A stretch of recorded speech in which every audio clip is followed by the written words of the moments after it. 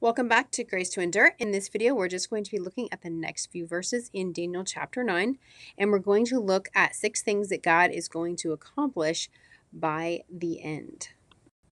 Let's read Daniel chapter 9, 21 through 24, and in the next slide, we're going to look at more details.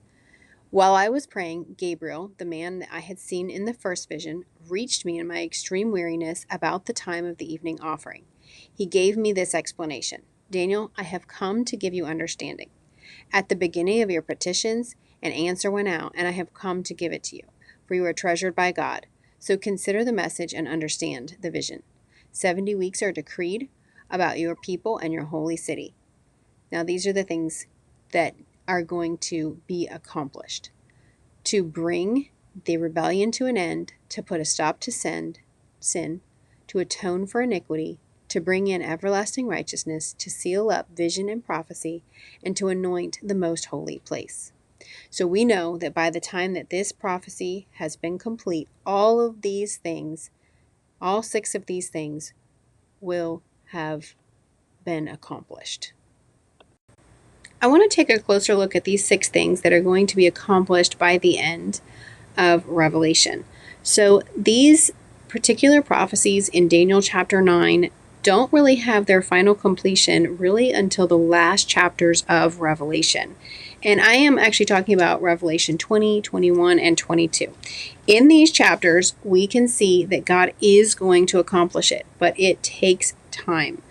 Okay, so if you have ever heard unbelievers and maybe Christians who are struggling to find answers, ask the question of why God hasn't put a stop to evil right now at this time, and a really good passage to show them is Daniel chapter 9, and also the fulfillment, Revelation chapter 20, 21, 22, where you can see, look, God is going to do that.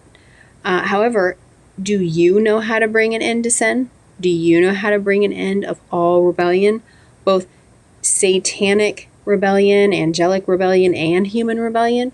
Do you know how to do that? No, of course, the answer is they do not know how.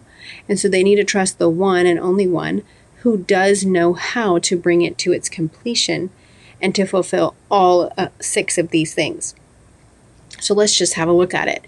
First, it says God is going to bring an end to rebellion. And like I said, this means not just human rebellion, but angelic rebellion. And we can see that prophecy being fulfilled in Revelation chapter 20. Okay, the end of Revelation chapter 20 describes that Satan has one last rebellion and God is going to put it down and then he's going to destroy him. And I'm going to read that. Revelation chapter 20, verse 10. The devil who deceived them was thrown into the lake of fire and sulfur, where the beast and the false prophet are, and they will be tormented day and night forever and ever. So God is going to get rid of all rebellion. Then we see in the very next verse, starting with verse 11 and continuing to the end of the chapter here, and in Revelation 20, we can see that God is going to get rid of all human rebellion, and he's going to put a stop to all sin. Okay? Both angelic and human sin will have an end date. It's got an end date.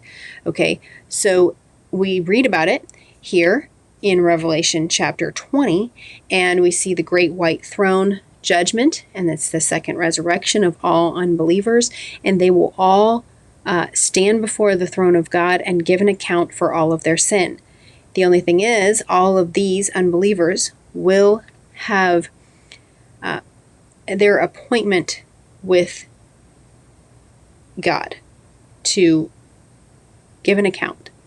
And because they have convinced themselves that they can atone for their own sin, they will be put into the lake of fire with Satan and his angels and forever pay for their sin, their iniquity. Okay, and they will never catch up with the payment for their sin because they're incapable of it.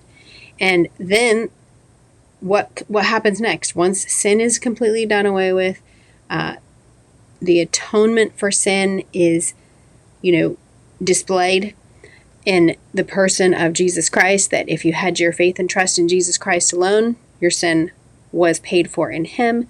If you had your faith in yourself, lake of fire. Okay, so sin has been atoned for. Okay, then what comes next is actually all really good news, and that is everlasting, forever doing right with God. So I just want to read Revelation 21, the very last verse, 27.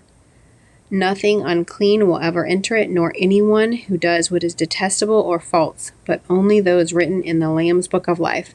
So those who had their trust in Jesus Christ alone will enter into forever doing right with Jesus, for non-ending. And then let's look at the next one, sealing up vision and prophecy. Well, there will be no need for vision and prophecy once Revelation 20, 21, and 22 are fulfilled. Once these last events are fulfilled, there will be no need for vision and prophecy. We will live forever with God.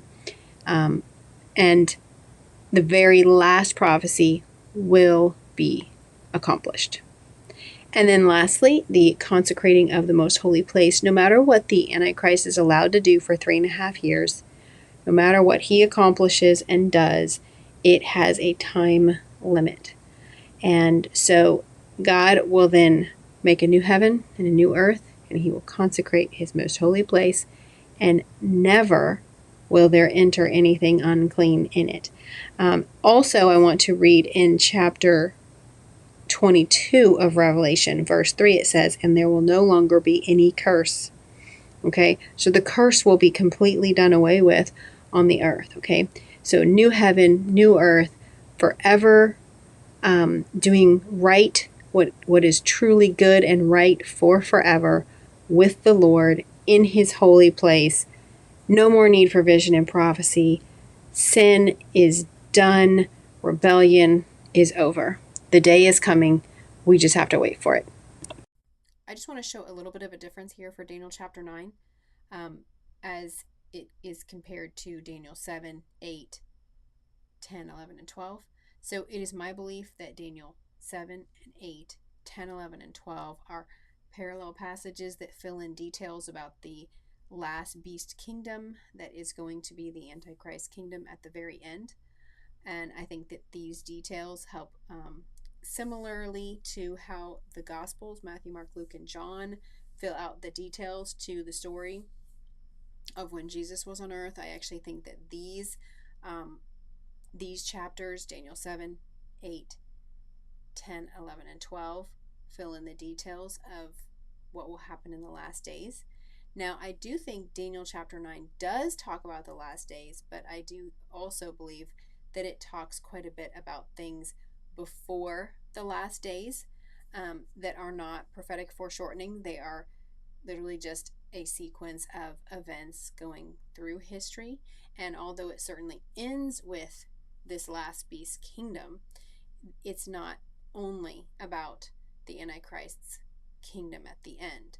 Whereas I do believe 7, 8, 10, 11, and 12 are about the last events of history.